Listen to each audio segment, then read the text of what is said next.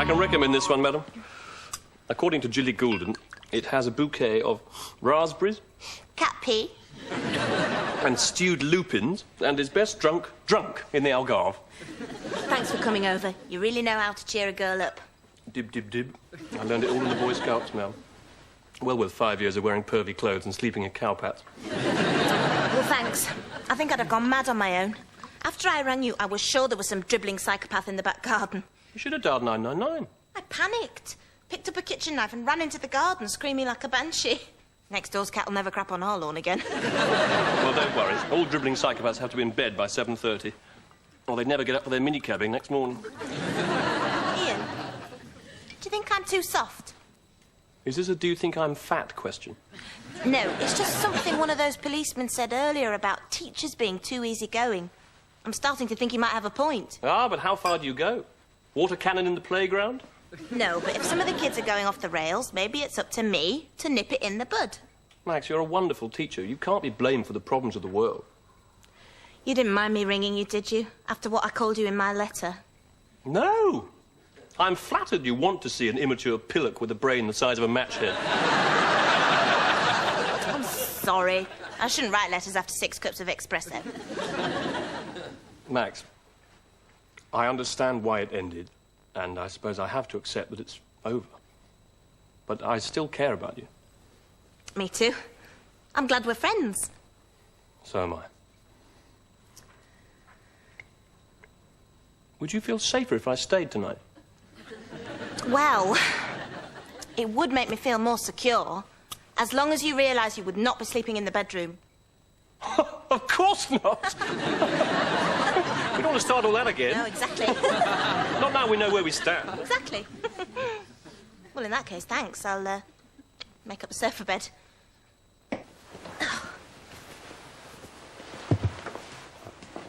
You do understand, it would just be very immature. Completely immature. Completely. Ugh. I think it's great we can be so sensible about this. Entirely sensible.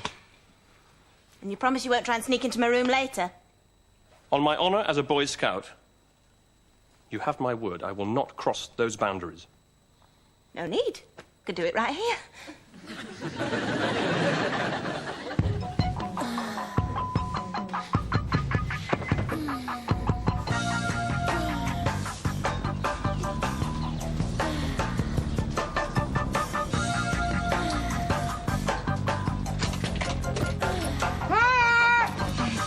It's me, Dial-a breakfast.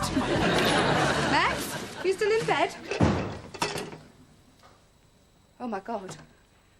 Burglars. They're back. Oh, my God. Max. No, phone. Oh, Jesus, Mary, Mother, and all the saints. I promise I'll be good. I'll even be nice to Kev. Please don't let me die. Bernice, what are you doing? Ian, I thought you were a burglar. What, dressed like this? Doesn't even have pockets. What are you doing here at 7 in the morning wearing that? He's a transvestite milkman. What's going on? Well, I could ask you the same thing. Well, I think I'll have a shower now. Won't be long. Bye, Bernie. Oh, you brought me breakfast. You are thoughtful. Yes, well, I thought you might need some solace in your hour of need. But it looks as though you've had a right good solacing already. Coming. Let me explain what happened. No, let me guess. You got scared last night, so instead of coming upstairs to your best friend, you phoned Ian, the man you swore you'd never see again. Max, come on. I don't think I said never. I'm coming. Make a new start, you said. Max, why don't you ever think? I do. We had a long chat last night, a real heart-to-heart. Was this before or after the pelvis to pelvis? Max, what are you doing? We talked through what went wrong before, and this time it's going to be different. I won't be long. Really? So, what's the plan? June wedding? Babies? Little thatched cottage in Arcey in the wet? No. But he has promised to start putting me before his business, spend more time with me. Bernice, I really think he's going to change. Blimey, the tooth fairy's going to come as a horrible shock to you, isn't it? From now on, I don't want to see anybody with anything that doesn't belong to them. Paper, pencils, novelty rhinos. Is that understood? Yes. Right. Shakespeare's staging methods. Jason, would you get the model of the Globe Theatre out of the facilities cupboard, please? Sorry, miss, I can't. And why not? It's been nicked. What? Carry on with your work, will you? This won't take a minute.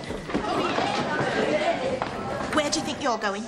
We're taking the computer back to Miss Kilgariff's office, Miss Bailey. Are you indeed? She said to have a go on it. She gave us the keys and everything. Really? And I suppose she also said you could use her flat for a party over the weekend. I expect she's providing the drugs. No, miss. No, miss. Because only yesterday, Miss Kilgariff specifically said no students are to touch this machine. So either Miss Kilgariff has joined the Moonies and has donated her possessions, or you are telling porkies. Eeny, meeny, miny, mo. You lose. What, miss? I haven't forgotten last Harvest Festival, Raj. 5 tins of salmon clanking in your trousers like a set of aluminium privates. He's telling the truth, miss. And you can completely shut up. The number of times I've given you lot the benefit of the doubt. You don't deserve a decent education.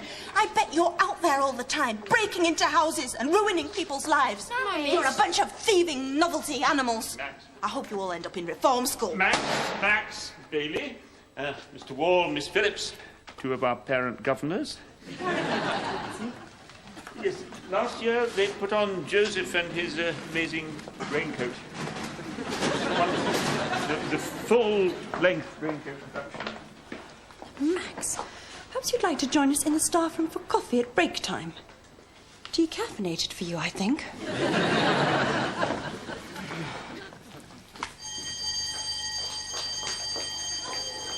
I thought the parent governors weren't due till next week. Change of plan, Max. Sorry, didn't I mention it? Must have slipped my mind. Yeah, I'll bet. Well, we're delighted that you enjoyed your visit. You do have a coconut cream. Miss Kilgariff, the computer demonstration was most enlightening.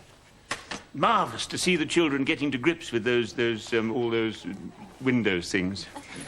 Computer demonstration, but you said... I've always believed that trust is an essential commodity in any school. No point having a great resource and keeping it hidden away. Like a second face, for instance. And, of course, it represents true value for money, thanks to my family contacts. Splendid work, Louise. Miss Kilgariff has only been with us as head of department for 2 weeks. But already we found when she goes into action, things get done. And when she drops her knickers, we all get a suntan. Oh, hello again. You haven't found my stuff, have you? No, I'm sorry, miss, we haven't. I'm actually looking for a Miss Louise Kilgariff. Me? Ah, if you could spare a minute, miss. I believe you purchased a personal computer this week from a Mr. Anthony St. John of PBU Systems Limited? Yes, that's right. He's my cousin. Oh, I'm very sorry to hear that. Because he's also a registered cocaine addict, wanted for theft and sale of stolen goods. We believe the computer he sold you was one of several he relieved from his company's stockroom last weekend. Have a look at it, please.